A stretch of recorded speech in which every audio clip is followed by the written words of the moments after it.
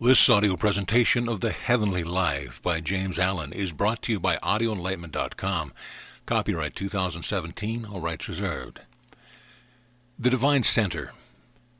The secret of life, of abundant life with its strength, its felicity, and its unbroken peace, is to find the divine center within oneself, and to live in and from that, instead of in that outer circumference of disturbances, the clamors, craving, and argumentations which make up the animal and intellectual man.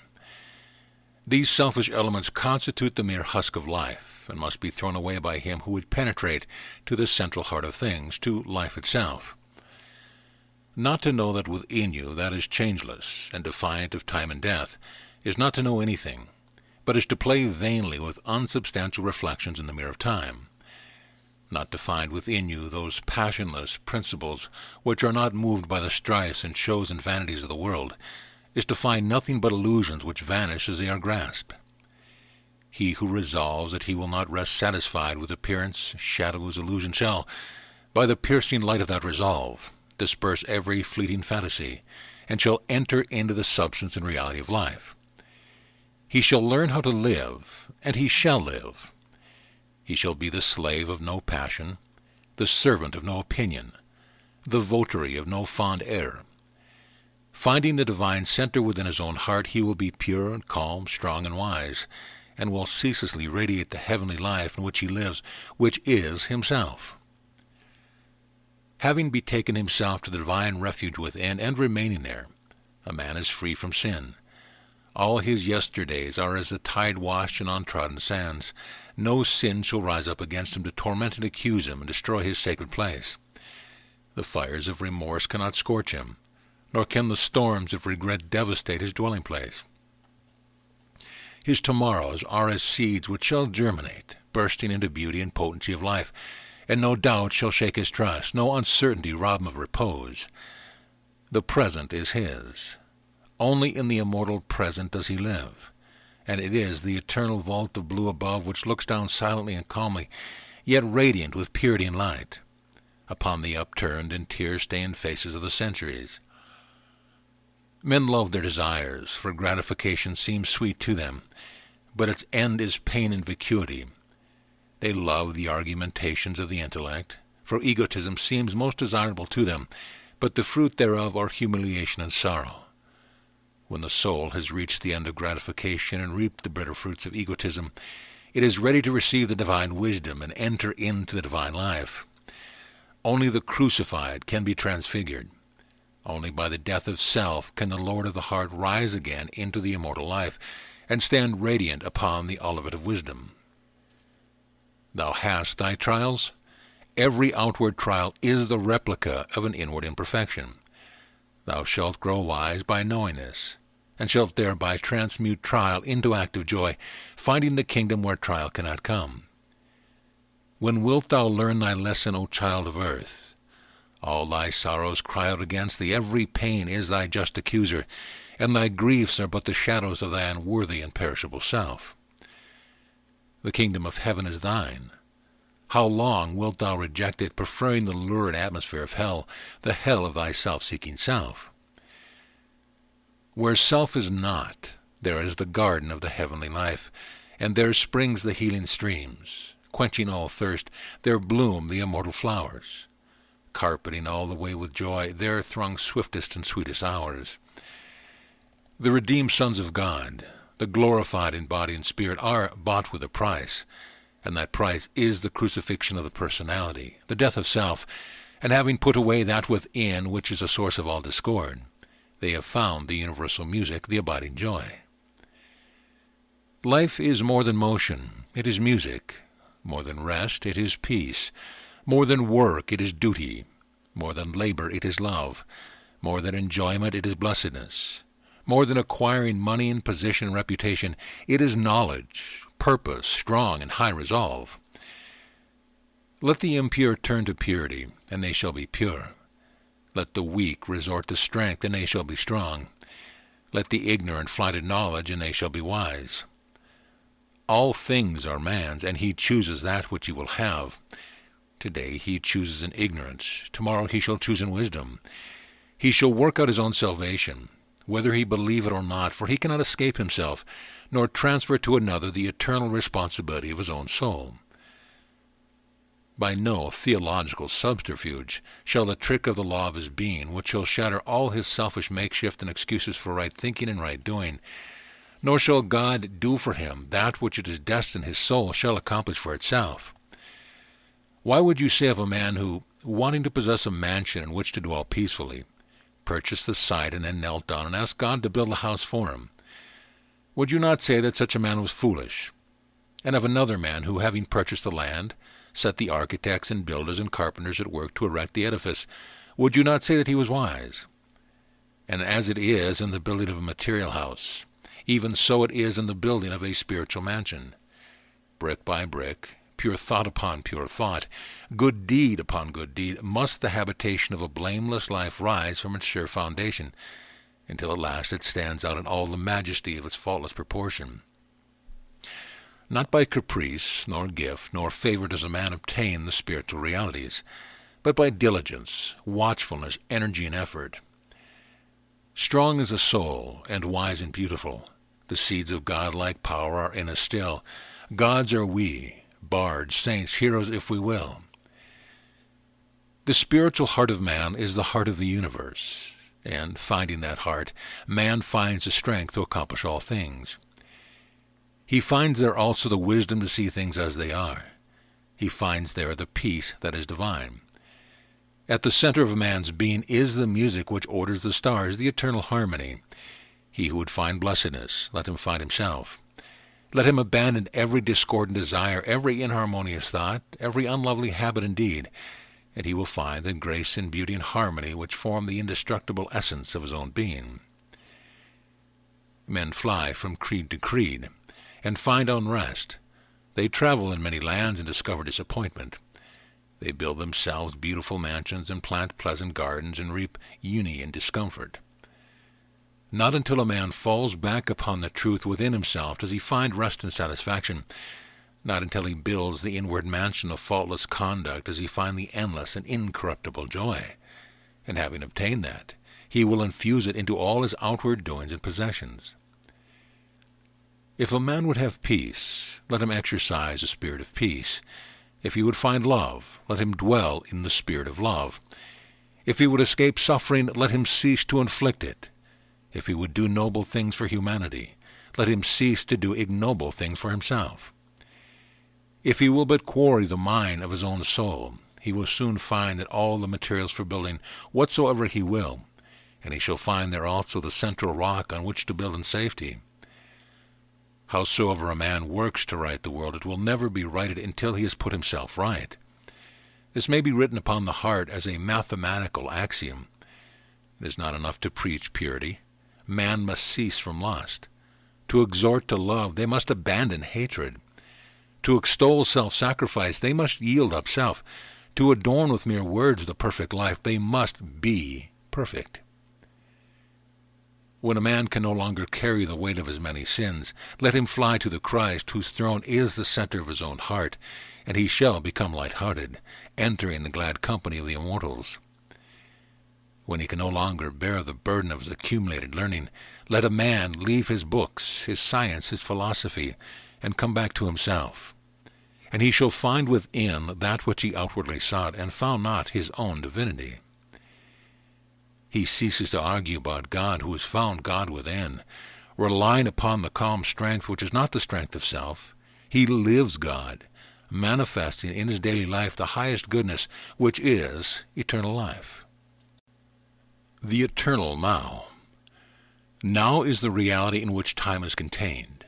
It is more and greater than time. It is an ever-present reality. It knows neither past nor future, and is eternally potent and substantial. Every minute, every day, every year is a dream as soon as it is past, and exists only as an imperfect and unsubstantial picture in the memory, if it be not entirely obliterated. Past and future are dreams. Now is a reality. All things are now. All power, all possibility, all action is now. Not to act and accomplish now is not to act and accomplish at all. To live in thoughts of what you might have done or in dreams of what you mean to do, this is folly. but to put away regret, to anchor anticipation, and to do and to work now. This is wisdom. Whilst a man is dwelling upon the past or future, he is missing the present. He is forgetting to live now. All things are possible now, and only now. Without wisdom to guide him, and mistaking the unreal for the real, a man says, "If I had done so-and-so last week, last month, or last year, it would have been better with me today," or, "I know what is best to be done, I will do it tomorrow." The selfish cannot comprehend the vast importance and value of the present, and fail to see it as a substantial reality of which past and future are the empty reflections. It may truly be said that past and future do not exist except as negative shadows, and to live in them, that is, in the regretful and selfish contemplation of them, is to miss the reality in life.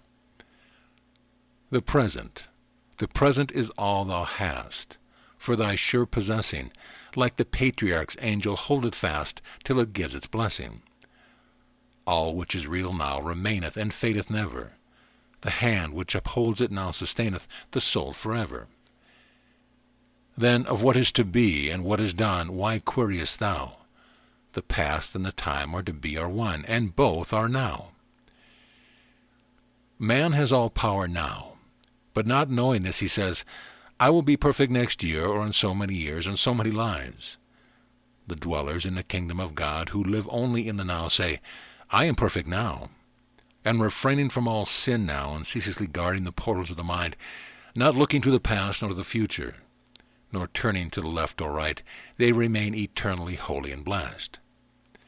Now is the accepted time. Now is the day of salvation. Say to yourself, "I will live in my ideal now. I will manifest my ideal now. I will be my ideal now, and all that tempts me away from my ideal I will not listen to. I will listen only to the voice of my ideal." Thus resolving and thus doing, you shall not depart from the highest, and shall eternally manifest the true. Afoot and light-hearted, I take to the open road. Henceforth I ask not good fortune. I myself am good fortune. Henceforth I whimper no more, postpone no more, need nothing. Done with inner complaints, libraries, garrulous criticism, strong and content, I take to the open road. Cease to tread every byway of dependence, every winding sideway that tempts the soul into the shadowland of the past and future, and manifest thy native and divine strength now. Come unto the open road. That which you would be and hope to be, you may be now. Non-accomplishment resides in your perpetual postponement, and having the power to postpone, you also have the power to accomplish, to perpetually accomplish. Realize this truth, and you shall be today and every day the ideal man of whom you've dreamed. Virtue consists in fighting sin day after day, but holiness consists in leaving sin unnoticed and ignored, to die by the wayside. And this is done, can only be done in the living now. Say not unto the soul, "Thou shalt be pure tomorrow," but rather say, "Thou shalt be pure now." Tomorrow is too late for anything, and he who sees his help and salvation in tomorrow shall continually fail and fall today. Thou didst fall yesterday. Didst sin grievously? Having realized this, leave it instantly and forever, and watch that thou sinnest not now. The while thou art bewailing the past, every gate of thy soul remains unguarded against the entrance of sin now. Thou shalt not rise by grieving over the irremediable past, but by remedying the present. The foolish man, loving the boogie side path of procrastination rather than the firm highway of present effort, says, "I will rise early tomorrow. I will get out of debt tomorrow. I will carry out my intention tomorrow." But the wise man, realizing the momentous import of the eternal now, rises early today, keeps out of debt today, carries out his intentions today, and so never departs from strength and peace and ripe accomplishment. That which is done now remains. That which is done tomorrow does not appear. It is wisdom to leave that which is not arrived, and to attend that which is, and to attend to it with such a consecration of soul and concentration of effort as shall leave no possible loophole for regret to creep in. A man's spiritual comprehension being clouded by the illusions of self, he says, "I was born on such a day, so many years ago, and shall die at my allotted time. But he was not born, neither will he die. For how can that which is immortal, which eternally is, be subject to birth and death? Let a man throw off his illusions, and then he will see that the birth and death of the body are the mere incidents of a journey and not its beginning and end. Looking back to happy beginnings and forward to mournful endings, a man's eyes are blinded, so that he beholds not his own immortality. His ears are closed, so that he hears not the ever-present harmonies of joy, and his heart is hardened, so that it pulsates not to the rhythmic sounds of peace. The universe, with all that it contains, is now.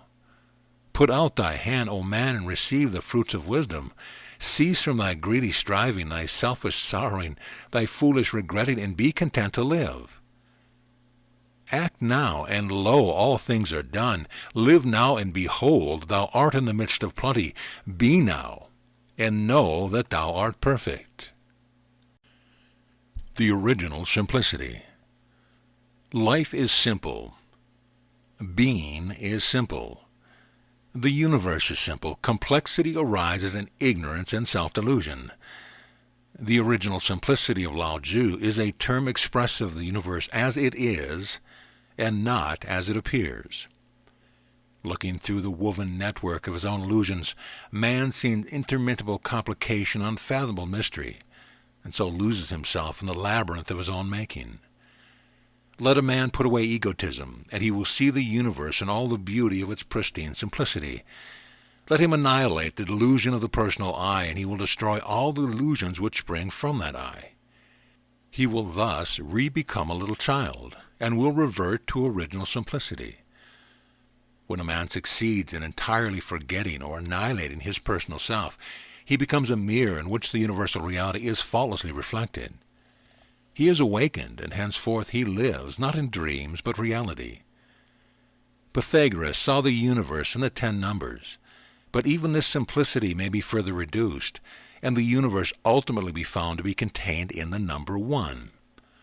For all the numerals and all their infinite complications are but additions of the 1. Let life cease to be lived as a fragmentary thing, and let it be lived as a perfect whole. The simplicity of the perfect will then be revealed. How shall the fragment comprehend the whole?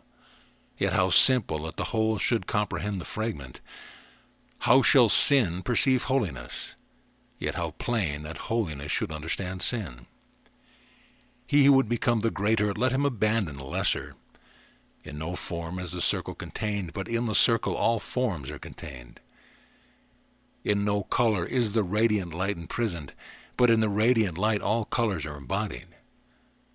Let a man destroy all the forms of self, and he shall apprehend the circle of perfection. Let him submerged in the silent depth of his being the varying colors of his thoughts and desires, and he shall be illuminated with the white light of divine knowledge. In the perfect chord of music, the single note, though forgotten, is indispensably contained, and the drop of water becomes a supreme usefulness by losing itself in the ocean. Sink thyself compassionately in the heart of humanity, and thou shalt reproduce the harmonies of heaven. Lose thyself in unlimited love toward all, and thou shalt work enduring works, and shalt become one with the eternal ocean of bliss. Man evolves outward to the periphery of complexity, and then evolves backward to the central simplicity. When a man discovers that it is mathematically impossible for him to know the universe before knowing himself, he then starts upon the way which leads to the original simplicity. He begins to unfold from within, and as he unfolds himself, he unfolds the universe. Cease to speculate about God, and find the all-embracing God within thee. Then shalt thou see the emptiness and vanity of speculation, knowing thyself one with God. He who will not give up his secret lust, his covetousness, his anger, his opinion about this or that, can see nor know nothing. He will remain a dullard in the school of wisdom, though he be accounted learned in the colleges. If a man would find the key of knowledge, let him find himself.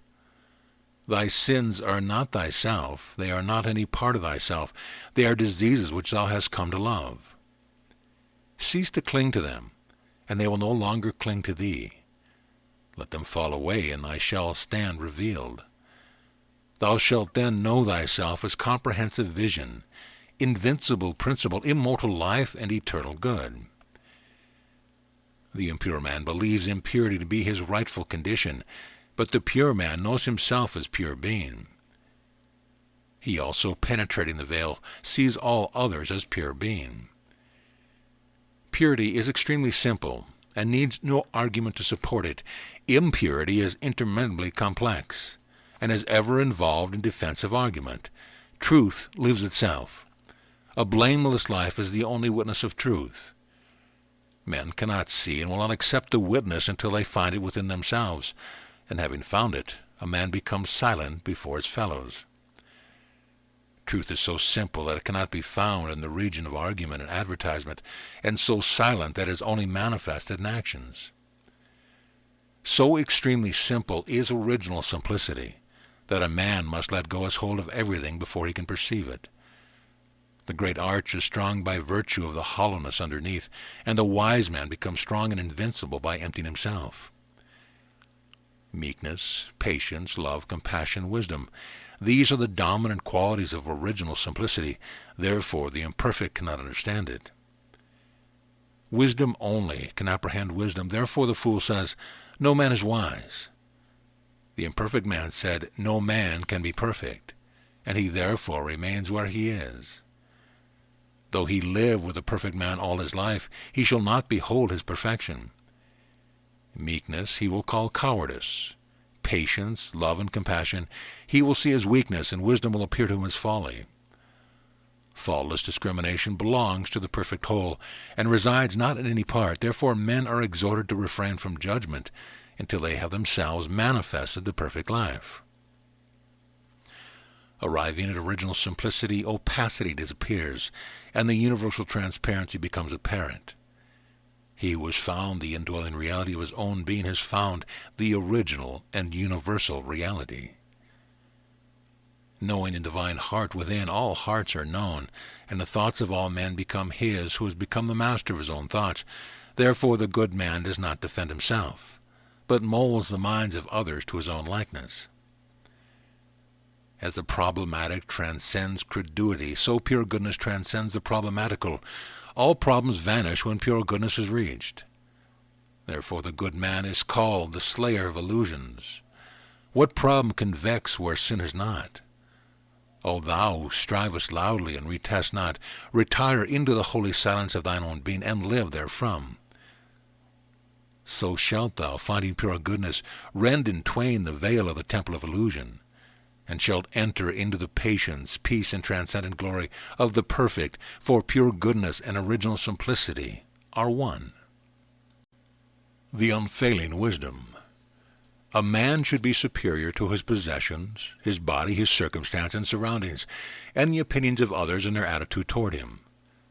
Until he is this, he is not strong and steadfast.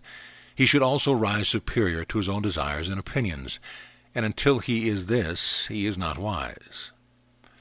The man who identifies himself with his possessions will feel that all is lost when these are lost. He who regards himself as the outcome and the tool of circumstance will weakly fluctuate with every change in his outward condition, and great will be his unrest and pain who seeks to stand upon the approbation of others.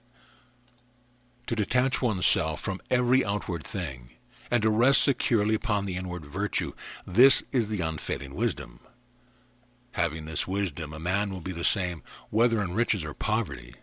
The one cannot add to his strength, nor the other rob him of his serenity. Neither can riches defile him who has washed away all the inward defilement, nor the lack of them degrade him who has ceased to degrade the temple of his soul. To refuse to be enslaved by any outward thing or happening, regarding all such things and happenings as for your use, for your education, this is wisdom. To the wise all occurrences are good, and having no eye for evil, they grow wiser every day. They utilize all things, and thus put all things under their feet. They see all their mistakes as soon as made, and accept them as lessons of intrinsic value, knowing that there are no mistakes in the divine order. They thus rapidly approach the divine perfection. They are moved by none, yet learn from all. They crave love from none, yet give love to all. To learn and not to be shaken. To love where one is not loved. Herein lies the strength which will never fail a man. The man who says in his heart, I will teach all men and learn from none, will neither teach nor learn while he is in that frame of mind, but will remain in his folly. All strength, wisdom, and power and knowledge a man will find within himself, but he will not find it in egotism. He will only find it in obedience, submission, and a willingness to learn. He must obey the higher and not glorify himself in the lower, he who stands upon egotism. Rejecting reproof, instruction, and the lessons of experience will surely fall, yea, he is already fallen. Said a great teacher to his disciple, those who shall be a lamp unto themselves, relying upon themselves only, and not relying upon any external help, but holding fast to the truth as their lamp, and seeking their salvation in the truth alone, shall not look for assistance to any besides themselves. It is they among my disciples who shall reach the very topmost height, but they must be willing to learn. The wise man is always anxious to learn, but never anxious to teach, for he knows that the true teacher is in the heart of every man, and must ultimately be found there by all. The foolish man, being governed largely by vanity, is very anxious to teach, but unwilling to learn, not having found the holy teacher within who speaks wisdom to the humble listening soul. Be self-reliant, but let thy self-reliance be saintly and not selfish. Folly and wisdom, weakness and strength are within a man, and not in any external thing. Neither do they spring from any external cause. A man cannot be strong for another. He can only be strong for himself. He cannot overcome for another. He can only overcome for himself. You may learn of another, but you must accomplish for yourself. Put away all external props and rely upon the truth within you. A creed will not bear a man up in the hour of temptation. He must possess the inward knowledge which slays temptation. A speculative philosophy will prove a shadowy thing in the time of calamity. A man must have the inward wisdom which puts an end to grief. Goodness, which is the aim of all religions, is distinct from religions themselves. Wisdom, which is the aim of every philosophy, is distinct from all philosophies. The unfailing wisdom is found only by constant practice in pure thinking and well-doing, by harmonizing one's mind and heart to those things which are beautiful, lovable, and true. In whatever condition a man finds himself, he can always find the true, and he can find it only by so utilizing his present condition as to become strong and wise. The effeminate hankering after rewards and the craven fear of punishment, let them be put away forever, and let a man joyfully bend himself to the faithful performance of all his duties, forgetting himself and his worthless pleasures, and living strong and pure and self-contained. So shall he fearly find the unfailing wisdom, the godlike patience and strength. The situation that has not its duty, its ideal, was never yet occupied by man. Here or nowhere is thy ideal. Work it out therefrom, and working, believe, live, be free. The ideal is in thyself, the impediment too is in thyself. The condition is but the stuff thou art to shape the same ideal out of. What matters whether such stuff be of this sort or that, so the form thou give it to be heroic, be poetic? O thou that pinest in the imprisonment of the actual, and criest bitterly to the gods for a kingdom wherein to rule and create, know this of a truth. The thing thou seekest is already within thee, here and now, couldst thou only see. All that is beautiful and blessed is in thyself, not in thy neighbor's wealth. Thou art poor? Thou art poor indeed if thou art not stronger than thy poverty. Thou hast suffered calamities? Well, wilt thou cure calamity by adding anxiety to it? Canst thou mend a broken vase by weeping over it, or restore a lost delight by thy lamentations? There is no evil but will vanish if thou wilt wisely meet it. The godlike soul does not grieve over that which has been, is, or will be, but perpetually finds a divine good and gains wisdom by every occurrence. Fear is the shadow of selfishness and cannot live where loving wisdom is. Doubt, anxiety, and worry are unsubstantial shades in the underworld of self, and shall no more trouble him who will climb the serene altitudes of his soul. Grief also will be forever dispelled by him who will comprehend the law of his being. He who so comprehends shall find the supreme law of life, and he shall find that it is love, that it is imperishable love. He shall become one with that love, and loving all, with mind freed from all hatred and folly. He shall receive the invincible protection which love affords. Claiming nothing, he shall suffer no loss. Seeking no pleasure, he shall find no grief. And employing all his powers as instruments of service, he shall evermore live in the highest state of blessedness and bliss. Know this, thou makest and unmakest thyself. Thou standest and fallest by what thou art. Thou art a slave if thou preferst to be. Thou art a master if thou wilt make thyself one. Build upon thy animal desires and intellectual opinions, and thou buildest upon the sand. Build upon virtue and holiness, and no wind nor tide shall shake thy strong abode. So shall the unfailing wisdom uphold thee in every emergency, and the everlasting arms gather thee to thy peace. Lay up each year the harvest of well-doing, wealth that kings nor thieves can take away. When all the things thou callest thine, goods, pleasures, honors fall, thou in thy virtue shalt survive them all. The might of meekness. The mountain bends not to the fiercest storm, but it shields the fledgling lamb, and though all men tread upon it, yet it protects him, and bears him up upon its deathless bosom. Even so it is with the meek man, who, though shaken and disturbed by none, yet compassionately bends to shield the lowliest creature, and though he may be despised, lifts all men up and lovingly protects them. As glorious as the mountain in its silent might is a divine man in his silent meekness. Like its form, his loving comparison is expansive and sublime. Truly his body, like the mountain base, is fixed in the valleys in the midst, and the summit of his being is eternally bathed in cloudless glory, and lives with a silence. He who has found meekness has found divinity. He has realized the divine consciousness and knows himself as divine. He also knows all others as divine, though they know it not themselves, being asleep and dreaming. Meekness is a divine quality, and as such is all-powerful. The meek man overcomes by not resisting, and by allowing himself to be defeated, he attains to the supreme conquest. The man who conquers another by force is strong. The man who conquers himself by meekness is mighty. He who conquers another by force will himself likewise be conquered. He who conquers himself by meekness will never be overthrown, for the human cannot overcome the divine. The meek man is triumphant in defeat. Socrates lives the more by being put to death. In the crucified Jesus, the risen Christ is revealed. And Stephen, in receiving his stoning, defies the hurting power of stones. That which is real cannot be destroyed, but only that which is unreal. When a man finds that within himself which is real, which is constant, abiding, changes, and eternal, he enters into that reality and becomes meek. All the powers of darkness will come against him, but they will do him no hurt, and will at last depart from him. The meek man is found in the time of trial. When other men fall, he stands. His patience is not destroyed by the foolish passions of others, and when they come against him, he does not strive nor cry.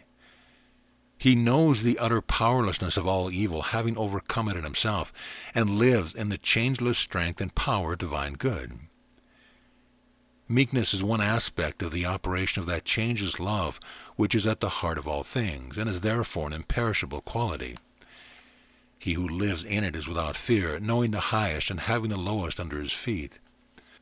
The meek man shines in darkness and flourishes in obscurity. Meekness cannot boost nor advertise itself nor thrive on popularity.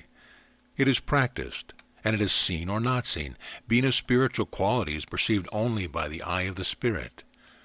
Those who are not spiritually awakened see it not, nor do they love it, being enamored of and blinded by worldly shows and appearances. Nor does history take note of the meek man. Its glory is that of strife and self-aggrandizement.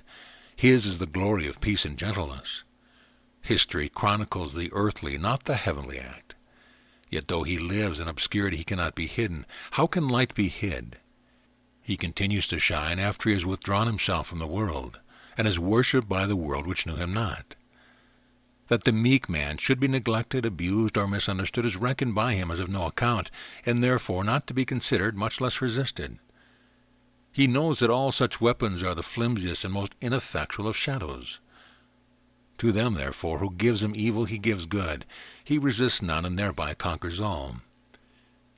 He who imagines he can be injured by others, and who seeks to justify and defend himself against them, does not understand meekness, does not comprehend the essence and meaning of life. He abused me, he beat me, he defeated me, he robbed me. In those who harbor such thoughts, hatred will never cease, for hatred ceases not by hatred at any time. Hatred ceases by love. What sayest thou? Thy neighbor has spoken thee falsely. Well, what of that? Can a falsity hurt thee? That which is false, and there is an end of it. It is without life, and without power to hurt any but him who seeks to hurt by it. It is nothing to see that thy neighbor should speak falsely of thee, but it is much to thee that thou shouldst resist it, and seek to justify thyself. By so doing, thou givest life and vitality to thy neighbor's falseness, so that thou art injured and distressed. Take all evil out of thy own heart, then shalt thou see the folly of resisting it in another. Thou wilt be trodden on? Thou art trodden on already if thou thinkest thus. The injury that thou seest as coming from another comes only from thyself. The wrong thought or word or act of another has no power to hurt thee, unless thou galvanize it into life by thy passionate resistance, and so receive it into thyself. If any man slander me, that is his concern, not mine. I have to do with my own soul, not with my neighbor's. Though all the world misjudge me, it is no business of mine. But that I should possess my soul in purity and love, that is all my business. There shall be no end to strife until men cease to justify themselves. He who would have wars cease, let him cease to defend any party, let him cease to defend himself. Not by strife can peace come, but by ceasing from strife. The glory of Caesar resides in the resistance of his enemies. They resist and fall. Give to Caesar that which Caesar demands, and Caesar's glory and power are gone. Thus by submission does the meek man conquer the strong man. But it is not that outward show of submission which is slavery. It is that inward and spiritual submission which is freedom. Claiming no rights, the meek man is not troubled with self-defense and self-justification. He lives in love, and therefore comes under the immediate and vital protection of the great love which is the eternal law of the universe. He neither claims nor seeks his own. Thus do all things come to him, and all the universe shields and protects him. He who says, I have tried meekness and it has failed, has not tried meekness. It cannot be tried as an experiment. It is only arrived at by unreserved self-sacrifice. Meekness does not consist merely in non-resistance in action. It consists preeminently in non-resistance in thought, in ceasing to hold or to have any selfish, condemnatory, or retaliatory thoughts. The meek man, therefore, cannot take offense or have his feeling hurt, living above hatred, folly, and vanity. Meekness can never fail. O thou who searchest for the heavenly life, strive after meekness. Increase thy patience and forbearance day by day. Bid thy tongue cease from all harsh words. Withdraw thy mind from selfish arguments, and refuse to brood upon thy wrongs. So living, thou shalt carefully tend and cultivate the pure and delicate flower of meekness in thy heart, until at last its divine sweetness and purity and beauteous perfection shall be revealed to thee, and thou shalt become gentle, joyful, and strong. Repine not that thou art surrounded by irritable and selfish people, but rather rejoice that thou art so favored as to have thine own imperfections revealed to thee, and that thou art so placed as to necessitate within thee a constant struggle for self-mastery and the attainment of perfection. The more there is of harshness and selfishness around thee, the greater is the need of thy meekness and love. If others seek to wrong thee, all the more is it needful that thou shouldst cease from all wrong and live in love. If others preach meekness, humility, and love, and do not practice these, trouble not, nor be annoyed. But do thou, in the silence of thy heart, and in thy contact with others, practice these things, and thy shall preach themselves. And thou, though utter no declamatory word, and stand before no gathered audience, thou shalt teach the whole world. As thou become meek, thou shalt learn the deepest secrets of the universe. Nothing is hidden from him who overcomes himself. Into the cause of causes shalt thou penetrate, and lifting one after another every veil of illusion, thou shalt reach at last the inmost heart of being, thus becoming one with life. Thou shalt know all life, and seen into causes and knowing realities, thou shalt be no more anxious about thyself and others and the world, but shalt see that all things that are energies of the great law. Canopied with gentleness, thou shalt bless where others curse, love where others hate, forgive where others condemn, yield where others strive, give up where others grasp, loose where others gain. And in their strength they shall be weak, and in thy weakness thou shalt be strong, yea, thou shalt mightily prevail. He that hath not unbroken gentleness hath not truth. Therefore when heaven would save a man, it enfolds him with gentleness.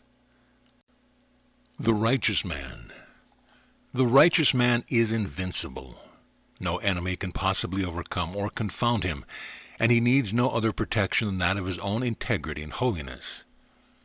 As it is impossible for evil to overcome good, so the righteous man can never be brought low by the unrighteous. Slander, envy, hatred, malice can never reach him, nor cause him any suffering, and those who try to injure him only succeed ultimately in bringing ignominy upon themselves. The righteous man, having nothing to hide, committing no acts which require stealth, harboring no thoughts and desires which he would not like others to know, is fearless and unashamed. His step is firm, his body upright, and his speech direct and without ambiguity. He looks everyone in the face. How can he fear any who wrongs none? How can he be ashamed before any who deceives none? And ceasing from all wrong, he can never be wronged. Ceasing from all deceit, he can never be deceived. The righteous man, performing all his duties with scrupulous diligence and living above sin, is invulnerable at every point. He who has slain the inward enemies of virtue can never be brought low by any outward enemy. Neither does he need to seek any protection against them, righteousness being all-sufficient protection. The unrighteous man is vulnerable at almost every point, living in his passion, the slave of prejudice, impulse, and ill-formed opinions. He is continually suffering, as he imagines, at the hands of others. The slanders, attacks, and accusations of others cause him great suffering, because they have a basis of truth in himself. And not having the protection of righteousness, he endeavors to justify and protect himself by resorting to retaliation and specious argument, and even to subterfuge and deceit. The partially righteous man is vulnerable at all these points where he falls short of righteousness. And should the righteous man fall from his righteousness, and give way to one sin, his invincibility is gone. For he has thereby placed himself where attack and accusation can justly reach and injure him, because he has first injured himself. If a man suffers or is injured through the instrumentality of others, let him look to himself, and putting aside self-pity and self-defense, he will find in his own heart the source of all his woe. No evil can happen to the righteous man who has cut off the source of evil in himself, living in the all-good, and abstaining from sin in thought, word, and deed. Whatever happens to him is good. Neither can any person, event, or circumstance cause him suffering, for the tyranny of circumstance is utterly destroyed for him who has broken the bonds of sin. The suffering, the sorrowing, the weary, and the broken-hearted ever seek a sorrowless refuge, a haven of perpetual peace. Let such fly to the refuge of the righteous life. Let them come now and enter the haven of the sinless state. For sorrow cannot overtake the righteous. Suffering cannot reach him who does not waste himself seeking his spiritual substance, and he cannot be afflicted by weariness and unrest whose heart is at peace with all. Perfect love. The children of light who abide in the kingdom of heaven see the universe and all that it contains as the manifestation of one law, the law of love. They see love as the molding, sustaining, protecting, and perfecting power immanent in all things animate and inanimate. To them love is not merely and only a rule of life, it is the law of life, it is life itself. Knowing this, they order their whole life in accordance with love, not regarding their own personality.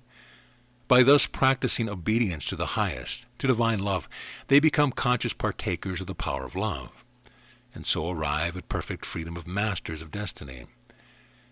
The universe is preserved because love is at the heart of it. Love is the only preservative power. Whilst there is hatred in the heart of man, he imagines the law to be cruel, but when his heart is mellowed by compassion and love, he perceives that the law is infinite kindness. So kind is the law that it protects man against his own ignorance. Man, in his puny efforts to subvert the law by attaching undue importance to his own little personality, brings upon himself such trains of suffering that he is at last compelled, in the depth of his affliction, to seek for wisdom, and finding wisdom he finds love, and knows it as the law of his being, the law of the universe. Law does not punish. Man punishes himself by his own hatred, by striving to preserve evil which has no life by which to preserve itself, and by trying to subvert love, which can neither be overcome nor destroyed, being of the substance of life. When a man burns himself, does he accuse the fire?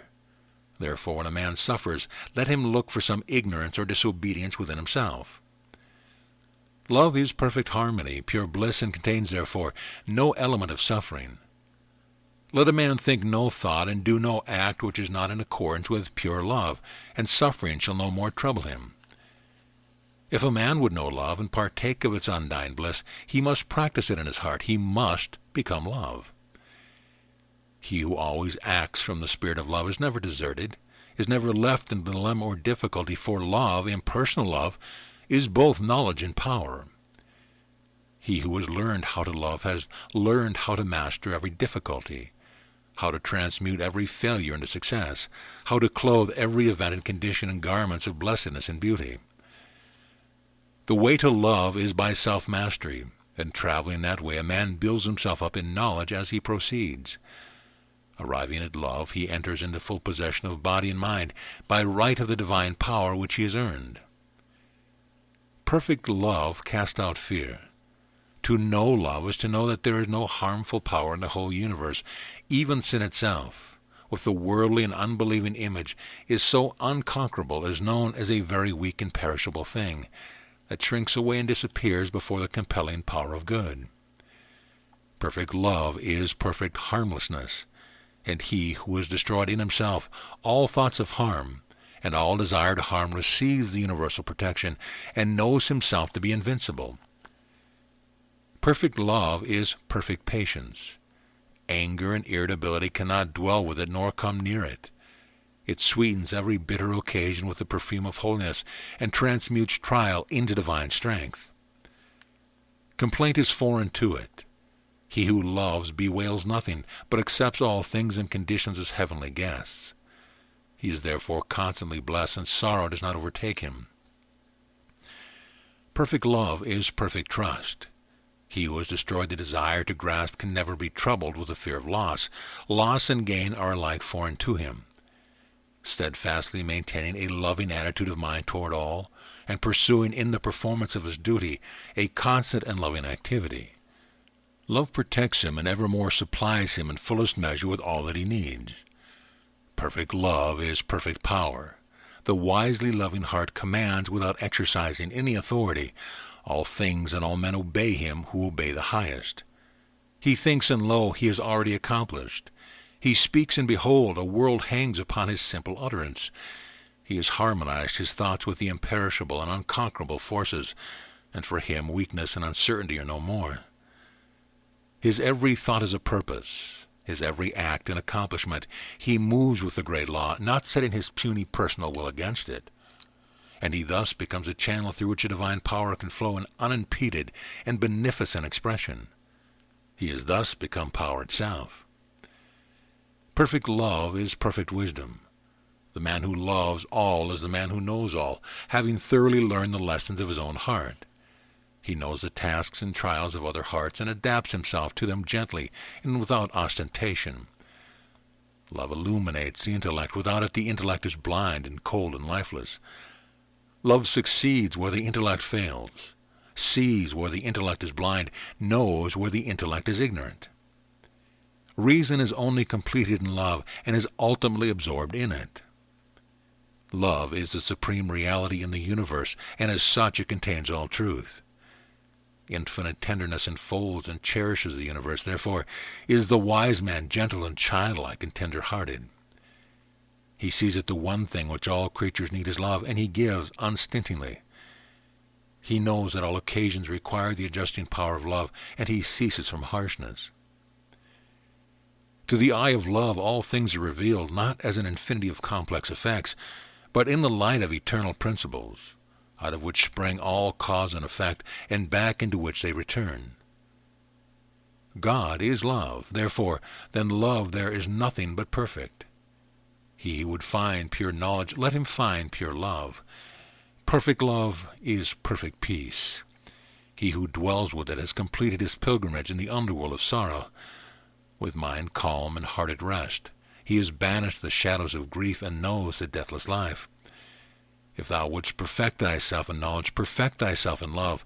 If thou wouldst reach the highest, ceaselessly cultivate a loving and compassionate heart. Perfect freedom. There is no bondage in the heavenly life. There is perfect freedom. This is its great glory. This supreme freedom is gained only by obedience. He who obeys the highest cooperates with the highest, and so masters every force within himself and every condition without. A man may choose the lower and neglect the higher, but the higher is never overcome by the lower. Herein lies the revelation of freedom. Let a man choose the higher and abandon the lower. He shall then establish himself as an overcomer, and shall realize perfect freedom. To give the reins to inclination is the only slavery. To conquer oneself is the only freedom.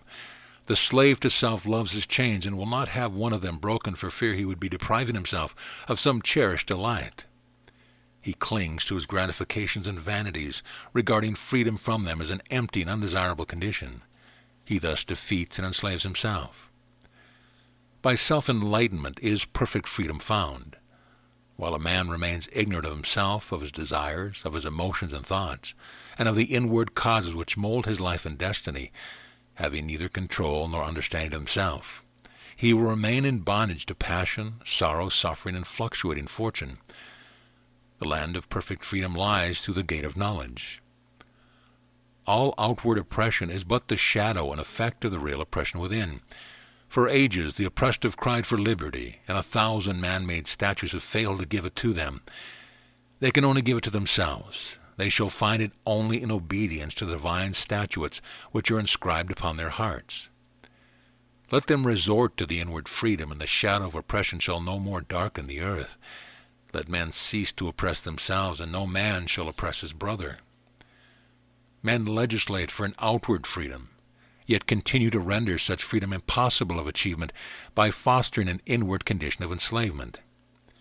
They thus pursue a shadow without, and ignore the substance within. Man will be free when he is freed himself. All outward forms of bondage and oppression will cease to be when man ceases to be the willing bond-slave of passion, error, and ignorance. Freedom is to the free. Whilst men clinging to weakness, they cannot have strength. While they love darkness, they can receive no light, and so long as they prefer bondage, they can enjoy no liberty. Strength, light, and freedom are ready now, and can be had by all who love them, who aspire to them. Freedom does not reside in cooperative aggression, for this will always produce, reactively, cooperative defense, warfare, hatred, party strife, and destruction of liberty. Freedom resides in individual self-conquest. The emancipation of humanity is frustrated and withheld by the self-enslavement of the unit. Thou who criest to man and God for liberty, liberate thyself. The heavenly freedom is freedom from passion, from craving, from opinion, from the tyranny of the flesh and the tyranny of the intellect. This first, and an all outward freedom as effect to cause. The freedom that begins within and extends outwardly until it embraces the whole man is an emancipation so complete, all-embracing and perfect as to leave no galling fetter unbroken. Free thy soul from all sin, and thou shalt walk a freed and fearless man in the midst of a world of fearful slaves. And seeing thee, many slaves shall take heart and shall join thee in thy glorious freedom. He who says, "My worldly duties are irksome to me. I will leave them and go into solitude, where I shall be as free as the air," and thinks to gain freedom from thus, will find only a harder slavery. The tree of freedom is rooted in duty, and he who would pluck its sweet fruits must discover joy in duty. Glad-hearted, calm, and ready for all tasks is he who is freed from self. Irksomeness and weariness cannot enter his heart, and his divine strength lightens every burden so that its weight is not felt. He does not run away from duty with its chains about him, but breaks them and stands free. Make thyself pure. Make thyself proof against weakness, temptation, and sin, for only in thy own heart and mind shalt thou find that perfect freedom for which the whole world sighs and seeks in vain. Greatness and goodness. Goodness, simplicity, greatness, these three are one, and this trinity of perfection cannot be separated. All greatness springs from goodness, and all goodness is profoundly simple. Without goodness there is no greatness. Some men pass through the world as destructive forces, like the tornado or the avalanche, but they are not great. They are to greatness as the avalanche is to the mountain. The work of greatness is enduring and preservative, and not violent and destructive. The greatest souls are the most gentle. Greatness is never obtrusive. It works in silence, seeking no recognition. This is why it is not easily perceived and recognized. Like the mountain, it towers up in its vastness so that those in its immediate vicinity who receive its shelter and shade do not see it. Its sublime grandeur is only beheld as they recede from it. The great man is not seen by his contemporaries. The majesty of his form is only outlined by its recession in time. This is the awe and enchantment of distance. Men occupy themselves with small things, their houses, trees, land. Few contemplate the mountain at those whose base they live, and fewer still essay it and explore it. But in the distance these small things disappear, and then the solitary beauty of the mountain is perceived. Popularity, noisy obtrusiveness, and shallow show, these superficialities rapidly disappear, and leave behind no enduring mark, whereas greatness slowly emerges from obscurity and endures forever. Jewish rabbi and rabble alike saw not the divine beauty of Jesus. They saw only an unlettered carpenter. To his acquaintances, Homer was only a blind beggar, but the centuries reveal him as Homer, the immortal poet. 200 years after the farmer of Stratford, and all that is known of him, has disappeared. The real Shakespeare is discerned. All true genius is impersonal. It belongs not to the man through whom it is manifested. It belongs to all. It is a diffusion of pure truth, the light of heaven descending on all mankind. Every work of genius in whatsoever department of art is a symbolic manifestation of impersonal truth. It is universal and finds a response in every heart and every age and race. Anything short of this is not genius, is not greatness. That work which defends a religion perishes. It is religion that lives. Theories about immortality fade away. Immortal man endures. Commentaries upon truth come to the dust. Truth alone remains. That only is true in art which represents the true. That only is great in life which is universally and eternally true. And the true is the good. The good is the true. Every immortal work springs from the eternal goodness in the human heart, and is clothed with the sweet and unaffected simplicity of goodness. The greatest art is, like nature, artless. It knows no trick, no pose, no studied effort. There are no stage tricks in Shakespeare, and he is the greatest of dramatists because he is the simplest. The critics, not understanding the wise simplicity of greatness, always condemn the loftiest work. They cannot discriminate between the childish and the childlike. The true, the beautiful, the great is always childlike, and is perennially fresh and young. The great man is always the good man. He is always simple. He draws from, nay, lives in, the inexhaustible fountain of divine goodness within. He inhabits the heavenly places, communes with the vanished great ones, live with the invisible. He is inspired and breathed the air of heaven. He who would be great, let him learn to be good. He will therefore become great by not seeking greatness. Aiming at greatness, a man arrives at nothingness. Aiming at nothingness, he arrives at greatness. The desire to be great is an indication of littleness, of personal vanity and obtrusiveness. The willingness to disappear from gaze, the utter absence of self-aggrandizement is the witness of greatness. Littleness seeks and loves authority. Greatness is never authoritative, and it thereby becomes the authority to which the after ages appeal. He who seeks loses. He who is willing to lose wins all men. Be thy simple self, thy better self, thy impersonal self, and lo, thou art great. He who selfishly seeks authority shall succeed only in becoming a trembling apologist, courting protection behind the back of acknowledged greatness. He who will become the servant of all men, desiring no personal authority, shall live as a man, and shall be called great. Abide in the simple and noble regions of thy life. Obey thy heart, and thou shalt reproduce the foreworld again.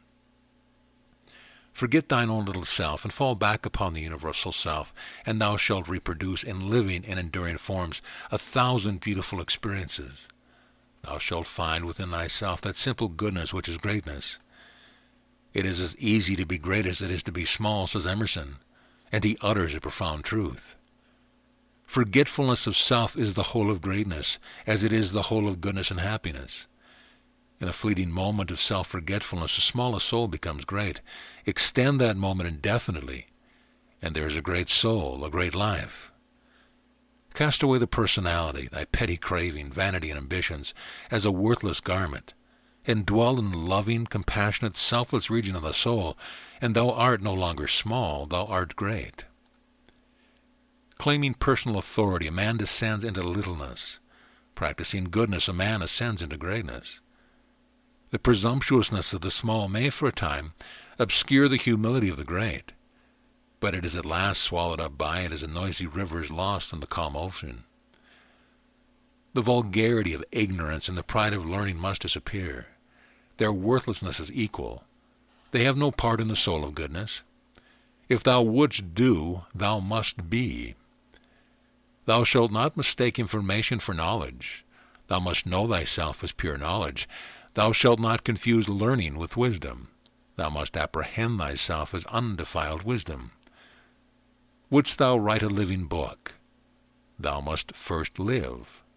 Thou shalt draw around thee the mystic garment of a manifold experience, and shalt learn in enjoyment and suffering, gladness and sorrow, conquest and defeat, that which no book and no teacher can teach thee. Thou shalt learn of life, of the soul, thou shalt tread the lonely road, and thou shalt become, thou shalt be. Thou shalt then write thy book, and it shall live, and it shall be more than a book. Let thy book first live in thee, then shalt thou live in thy book. Wouldst thou carve a statue that shall captivate the ages, or paint a picture that shall endure? Thou shalt acquaint thyself with the divine beauty within thee. Thou shalt comprehend and adore the invisible beauty. Thou shalt know the principles which are the soul of form. Thou shalt perceive the matchless symmetry and faultless proportion of life, of being, of the universe. Thus knowing the eternally true, thou shalt carve or paint the indescribably beautiful. Wouldst thou produce an imperishable poem? Thou shalt first live thy poem. Thou shalt think and act rhythmically. Thou shalt find the never-failing source of inspiration in the living places of thy heart. Then shall immortal lines flow from thee without effort, and as the flowers of wood and field spontaneously spring, so shall beautiful thoughts grow up in thy heart, and enshrined in words as molds to thy beauty, shall subdue the hearts of men. Wouldst thou compose such music as shall gladden and uplift the world, thou shalt adjust thy soul to the heavenly harmonies. Thou shalt know that thyself, that life in the universe is music. Thou shalt touch the chords of life. Thou shalt know that music is everywhere, that it is the heart of being. Then shalt thou hear with thy spiritual ear the deathless symphonies. Wouldst thou preach the living word? Thou shalt forego thyself and become that word. Thou shalt know one thing, that the human heart is good, is divine. Thou shalt live one thing, love. Thou shalt love all, see no evil, thinking no evil, believing no evil. Then thou speak but little.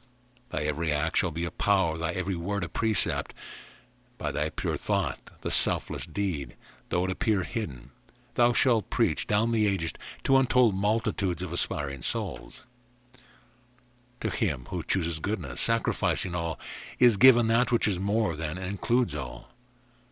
He becomes the possessor of the best, communes with the highest, and enters the company of the great. The greatness that is flawless, rounded and complete is above and beyond all art. It is perfect goodness in manifestation. Therefore, the greatest souls are always teachers. Heaven in the heart. The toil of life ceases when the heart is pure. When the mind is harmonized with the divine law, the wheel of drudgery ceases to turn, and all work is transmuted into joyful activity. The pure-hearted as the lilies of the field, which toil not, yet are fed and clothed from the abundant storehouse of the all-good. But the lily is not lethargic. It is ceaselessly active, drawing nourishment from earth, air, and sun.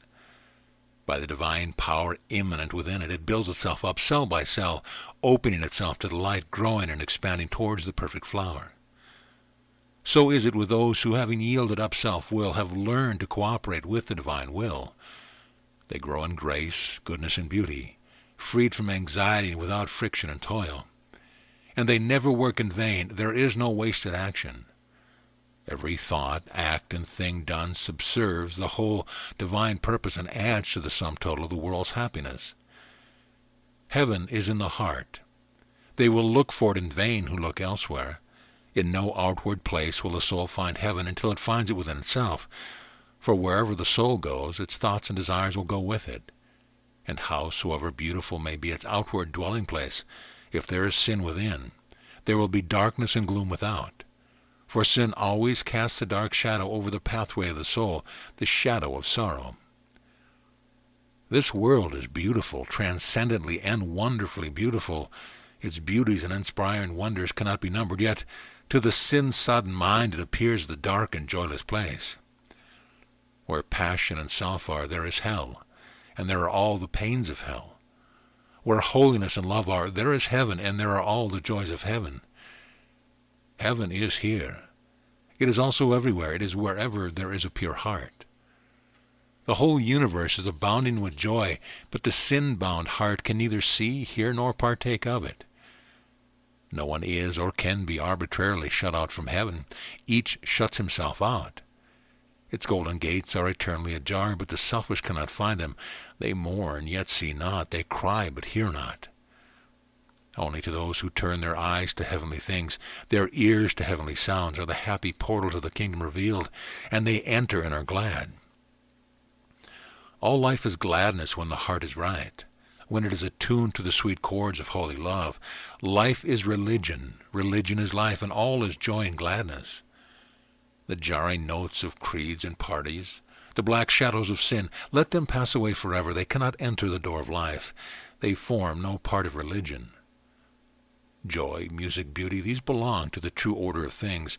They are the texture of the universe. Of these is the divine garment of life woven.